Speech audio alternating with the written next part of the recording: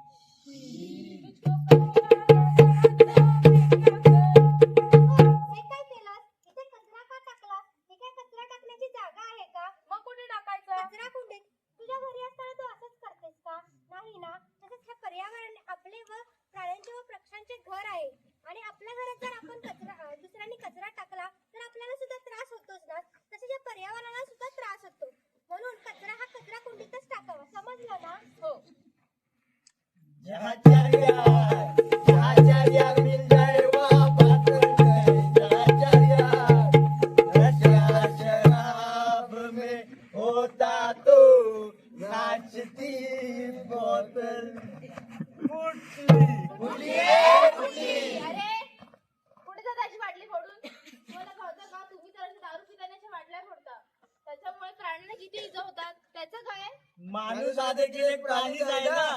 अरे मूर्खांनो, नुसतं हे पर्यावरण प्राणीच नाही, इतरांना त्रास होतोय, त्याचं काय करायचं आपण?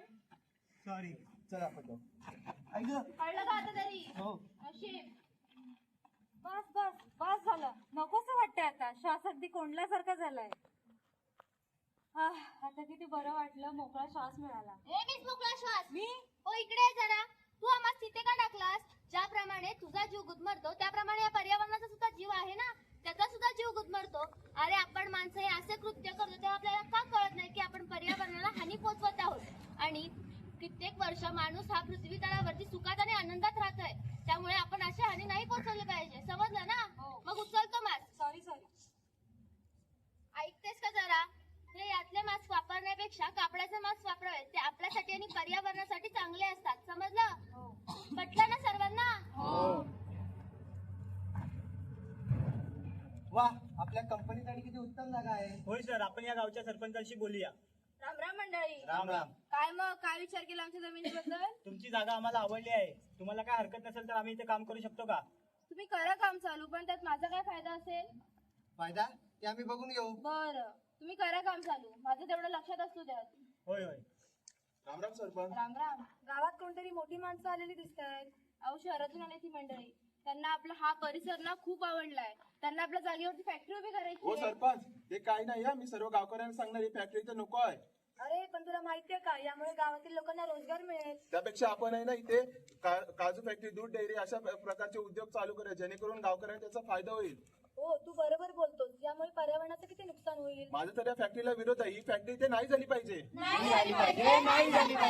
बरोबर बोलताय तुम्ही ना, बरोबर बोलताय तुम्ही. मी ना यांच्या पैशाच्या मागे वेडी झाले होते. ह्याच्या बदले मी स्वतःच हित बघत होते. मी त्यांना आपली जागा देणारच नाही आणि इथे फॅक्टरी उभी करून सुद्धा देणार नाही. हो सरपंच, पण तुम्ही ही जागा आम्हाला देणार होते ना. हो, असू द्या तुमचं. आमचा हा गावचा परिसर स्वच्छ, सुंदर व निरोगी आहे, त्याची मी वाट लावून देणार नाही. अरे पण असं कसं? धन्यवाद. या तुम्ही.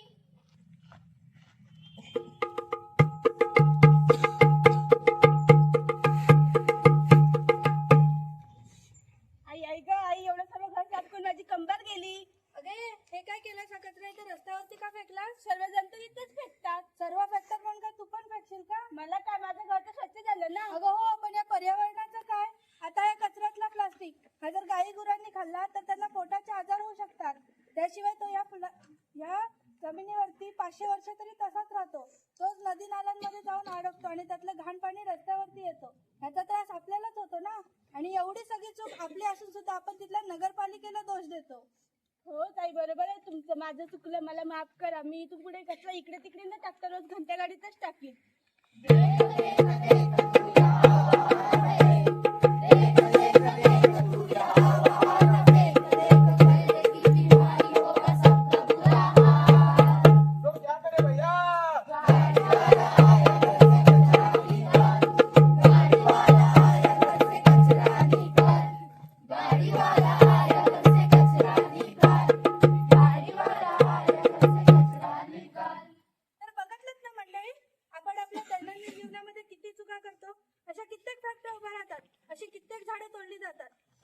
विचार केलाय का? त्या तोडलेल्या झाडाऐवजी कुठे एक नवीन झाड लावलंय का? नाही ना, मग आपण सुद्धा किमान एक तरी झाड लावलंच पाहिजे. आणि फक्त लावलंच नाही तर जगवलंही पाहिजे. आता राहिला प्रश्न प्लास्टिकचा, तर इथे आपल्या मित्रमंडळींनी सांगितलं आहे की प्लास्टिक आपल्या दैनंदिन जीवनावर काय परिणाम करतं ते. तसेच हा प्लास्टिक 200 ते 500 वर्ष या मातीमध्ये तसंच राहतो, त्याचे विघटन सुद्धा होत नाही. तसेच हा कचरा इकडे तिकडे पसरत जाऊन नदी नाल्यात अडकतो व तेथेच सांडपाणी आपल्या रस्त्यावर येते व त्याचा त्रास आपल्याच होतो. तर पाहिलं मित्रांनो, आपल्याला सर्व मित्रांनी सांगितले की प्लास्टिक आपल्या दैनंदिन जीवनावर कसा परिणाम करतो. त्यामुळे आपण कागदी पिशव्या आणि कापड्या पिशव्यांचा वापर करूया आणि प्लास्टिकचा वापर टाळूया. आम्ही तर आमच्या जीवनामध्ये प्लास्टिकचा वापर खूप कमी केलाय आणि तुम्हाला देखील तेच सांगत आहोत की प्लास्टिकच्या पिशव्या न वापरता कापडी किंवा कागदाच्या पिशव्या वापरा.